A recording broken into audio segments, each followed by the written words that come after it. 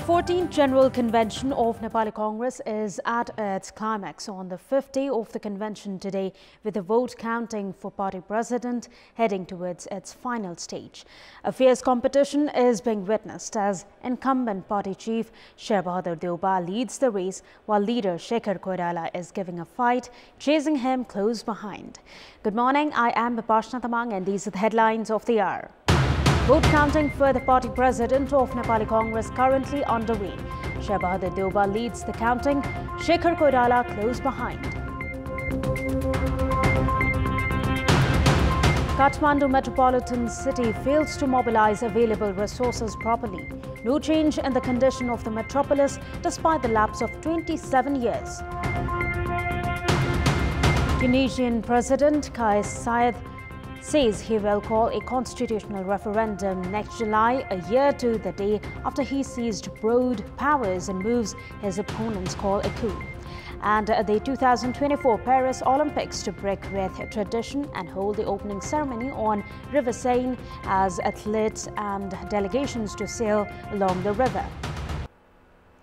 Vote counting for the new leadership of Nepal Congress is currently underway. The vote counting of candidates for party president, which started early this morning, is still underway at the City Hall. Votes are being counted at the 3 places inside the City Hall.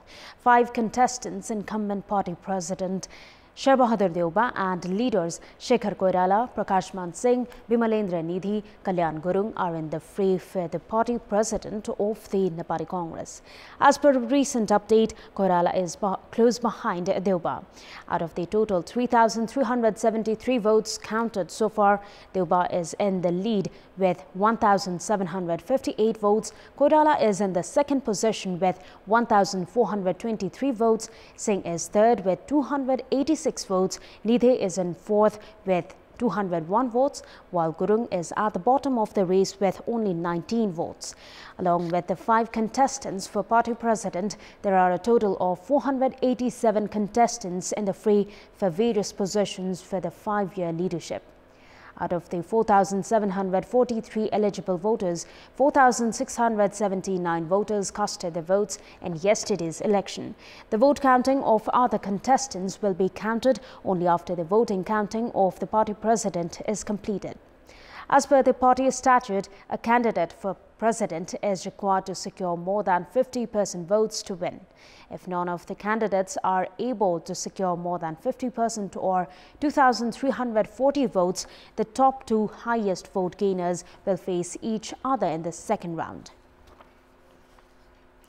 The 14th General Convention of Nepal Congress appeared ill-managed as it reached the voting day yesterday.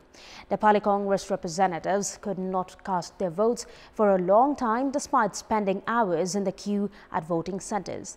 The magnitude of trouble faced by most of the 4,743 representatives appeared higher in degree than the chaos at the voting centers. We have more in this report. Nepali Congress representatives had ignored the cold dew of the dawn to make it to the voting queue early Monday morning to elect a new party leadership. However, the voting process, which was previously scheduled to begin at 8 a.m., failed to begin until 11 a.m. In addition to the discontentment and outrage among the representatives who could not cast their votes despite bearing hunger in the cold, the situation was also a reality check for the party's administration. The election began only after 11 a.m. when some of the voters were barely managing to remain in the queue with tiredness, hunger and thirst, as there was no arrangement of drinking water either. In addition to all of this, it appeared as if no entity was paying any attention to the new variant and risks of coronavirus. Promotion materials of the election were scattered everywhere, while the volunteers deployed for the management of the election did not seem content either. Having to cast a vote in a water tank in the time of modern technology, hours-long queue, and another dilemma caused by the running out of ballot papers are the realities of the 14th General Convention of Nepali Congress. However, those shouldering the responsibility of the mega event of a party in the ruling coalition consider these shortcomings as minor errors. Prior to this, Nepali Congress had earlier failed to begin the General Convention on time. The inaugural session on 10th of December was delayed by 1.5 hours, while the event was lacking a sound seating arrangement for the representatives. The following 2 days were also spent on registration and withdrawal of candidates. The representatives were at queue late after dusk to cast their ballots Monday night. The time period required for vote counting and the announcement of the new leadership remains uncertain. The Kathmandu municipality was upgraded to metropolitan city 27 years back, aiming to add resources and enhance the living standard of citizens. However, the condition of the metropolis has not changed as per expectation. More in this report. The Kathmandu metropolitan city, which collects revenue of over 16.5 billion rupees annually, is the largest local level of the country by population, revenue and budget. However, the condition of the metropolis has not changed despite having enough resources.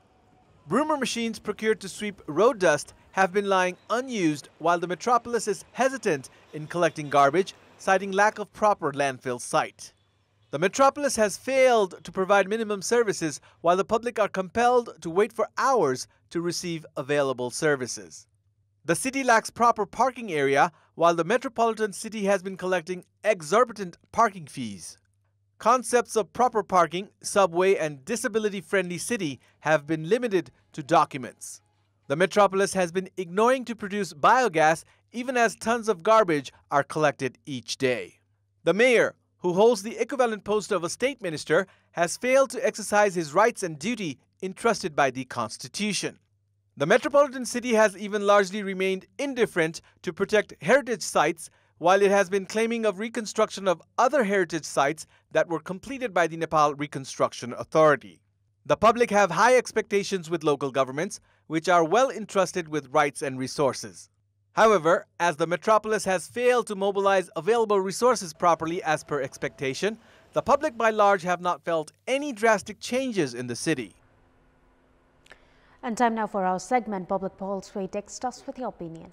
Public poll. And here's the question: why has the Kathmandu Metropolitan City Office even failed to carry out minimum activities despite having enough budgets?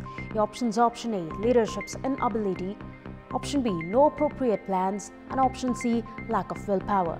The voting is on. Type any WS, select your option A, B or C and send it to 34001 to share your opinion with us.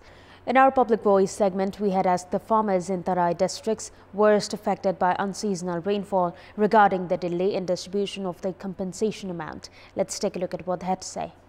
Public Voice. किसानलाई झुकाउने र खाली धोका दिने भन्दा अरु किन सरकारको काम केही पनि छैन। सरकारले व्यवस्था गर्न कारण किसानले राहत पाउन सकेनन्। सत्ता टिकाउन र पदबाडफाडमै लागि परिरहँदाखेरि चाहिँ हाम्रा किसानहरू हामी सम्पूर्ण किसानहरू चाहिँ राहत पाउनबाट वञ्चित भइरहेको अवस्था छ। किसानलाई क्षतिपूर्ति दिनमा सरकारको चरम लापरवाही देखिन्छ। अहिले राजनीति कुनै निकास जनताको पक्षमा छैन।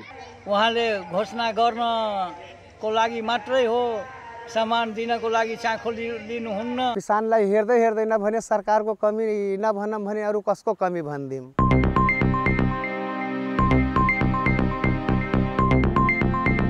That's all for the moment. Thank you for watching. Have a great day ahead.